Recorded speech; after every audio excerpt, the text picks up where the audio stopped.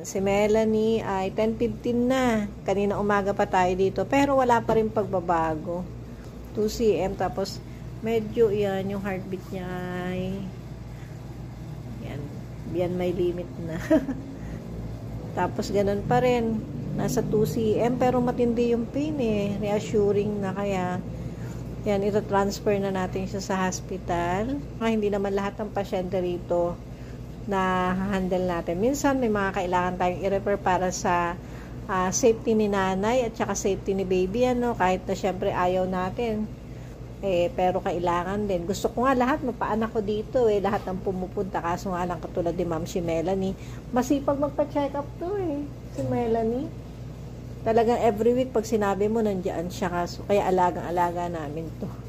Kaso nga lang iyan nakakalungkot na hindi ko mapaanak kasi tingnan niyo yung heartbeat niya naga 120.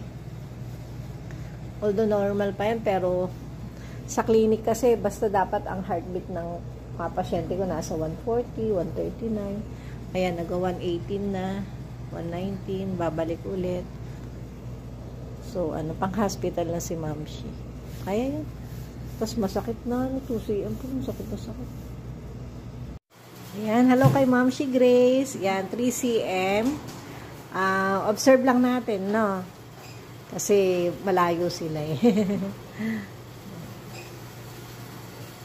Si Grace. Pinapatransfer na namin sa hospital kasi nga para sa'yo din yun, Mamshi, para safety mo. Tumataas kasi yung BP No, diba pinuntahan siya ng doktora and explain din.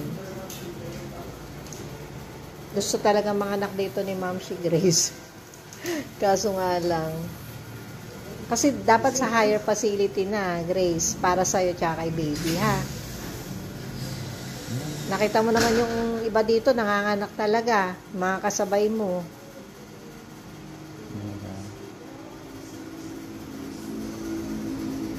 Pwede mo po kayo sumakay sa may tricycle? Sige.